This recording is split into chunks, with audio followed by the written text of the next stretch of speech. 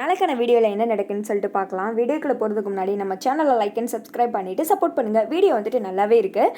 அதாவது இப்போயாவது வந்துட்டு ஸ்டோரி லைனை மாற்றினீங்களே அப்படின்ற மாதிரி தான் தெரியுது. ஒரே வந்துட்டு ராஜமாதா கெட்டப்லேயே கொண்டு போய்கிட்டு இருந்தாங்க. ஃபஸ்ட்டு சீனில் வந்துட்டு இந்திராவும் காவியா வீட்டில் வந்து நிற்கிறாங்க. என்னை மன்னிச்சிரு அப்படின்னு சொல்லிட்டு கதிர் கேட்க, மாமா இப்போதைக்கு அக்கா ரொம்ப டிஸ்டர்ப்டாக இருக்காங்க, அப்புறமே நம்ம இதனால் பேசிக்கலாம் அப்படின்ற மாதிரி சொல்லிடுறேன். இந்திரா குழந்தை கொண்டு வாமா அப்படின்னு சொல்லிட்டு ஜெயா சொல்கிறாங்க. இந்திராவுக்கு விடு விடுன்னு கொண்டு போகிறாங்க. அத்தை அக்கா தெரியாமல் ஏதோ ஒரு கோவத்தில் இப்படி பண்ணிட்டா, மன்னிச்சிருங்க அத்தை, இனிமேல் அவள் அப்படிலாம் பண்ண மாட்டா, அவளுக்கு பதில் நான் மன்னிப்பு கேட்குறேன் மாமா, நீங்களும் மன்னிச்சிருங்க மாமா அப்படின்ற மாதிரி சொல்ல, ஐயோ விடுமா, எதுக்குமா, அவள் ஏதோ மனக்கஷ்டத்தில் அந்த மாதிரி பண்ணிட்டா, விடு அப்படின்ற மாதிரி சொல்லிட்டு இருக்க.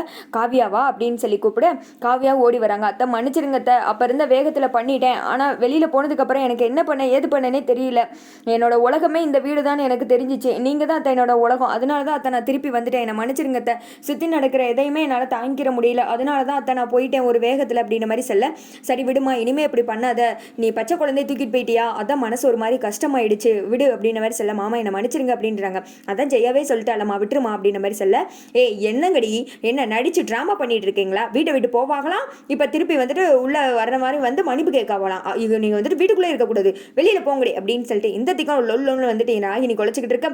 ஐயோ ராகினி கொஞ்சம் அமைதியாரு, முடிஞ்ச பிரச்சனை எதுக்கு தேவையில்லாமல் நீ கிளப்பிக்கிட்டு இருக்க அப்படின்ற மாதிரி சொல்ல, என்னக்கா நீ இப்படி மாறிட்ட, சிங்கம் மாதிரி இருப்பே, அப்போ பூனை மாதிரி பதுங்குறியா அப்படின்ற மாதிரிலாம் ராகினி மனசில் நினச்சிக்கிட்டு இருக்காங்க. அடுத்து வந்துட்டு போய் ரெஸ்ட் எடுப்போம் அப்படின்ற மாதிரி அனுப்பிச்சு வைக்க, இந்த பக்கம் ஹேமா மனசில் நினைக்கிறாங்க, ஒத்த அழுகையில் அத்தையவே மாற்றிட்டாங்களே அப்படின்னு சொல்லிட்டு. அடுத்து வந்துட்டு கதிர்கிட்ட சொல்கிறாங்க, கதிர் இப்போதைக்கு காவியா கிட்ட எதுவும் பேசாத, அப்புறமா பேசிக்கோ அப்படின்னு சொல்லிடுறாங்க. அடுத்து வந்துட்டு காவியா ரூமில் சோகமாக உட்காந்துட்டு இருக்க. அந்த இடத்துக்கு வந்துட்டு கதிர் போகிறாங்க.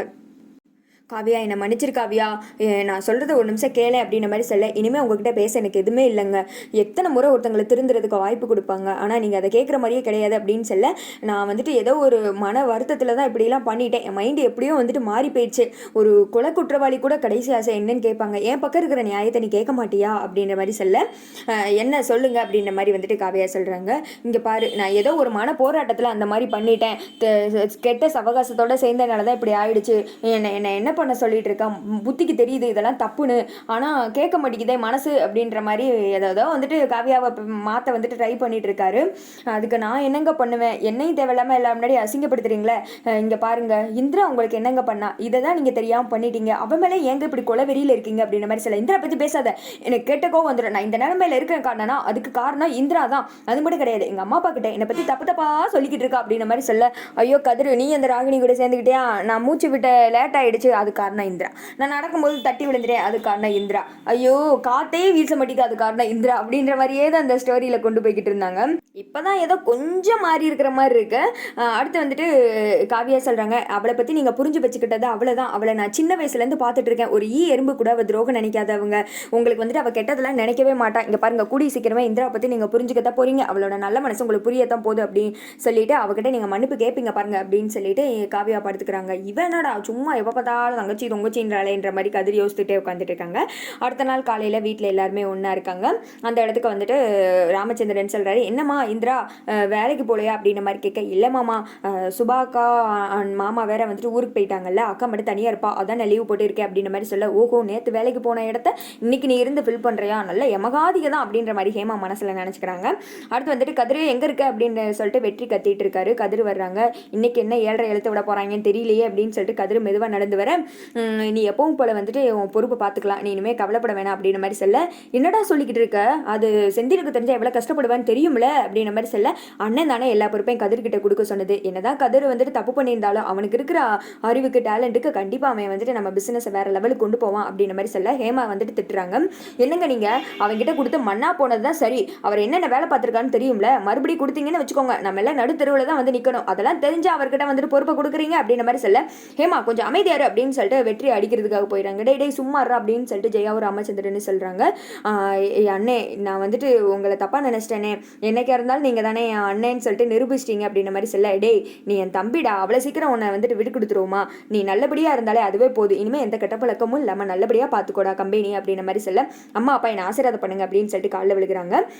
அவங்களும் வந்துட்டு ஆசீர்வாதம் பண்ணுறாங்க. அப்புறம் இந்திரா சொல்கிறாங்க, நானே இதை பற்றி செந்தில் மாமாட்ட பேசணும்னு இருந்தேன், கதிர் மாமாக்கு இருக்கிற டேலண்ட்டுக்கு அவர் கண்டிப்பாக வந்துட்டு பிஸ்னஸை நல்லபடியாக கொண்டு போவார், இனிமேல் அப்படி பண்ண மாட்டார், அதுக்கு நான் என்னோட சப்போர்ட்டை வந்துட்டு எப்போவுமே கொடுப்பேன் அப்படின்ற மாதிரி சொல்ல கதிர் வந்துட்டு வேமா எனக்கு யார் சப்போர்ட்டும் தேவை கிடையாது அப்படின்ற மாதிரி சொல்லிடுற, இதுதான் நம்ம சான்ஸ் அப்படின்னு சொல்லிட்டு ராகினி வாழ்த்துக்கள் தான், நான் உனக்கு எப்போ சப்போர்ட் பண்ணுறேன் சரியா அப்படின்ற மாதிரி சொல்ல சரி சித்தி அப்படின்ற மாதிரி கதிர் சொல்கிறாரு.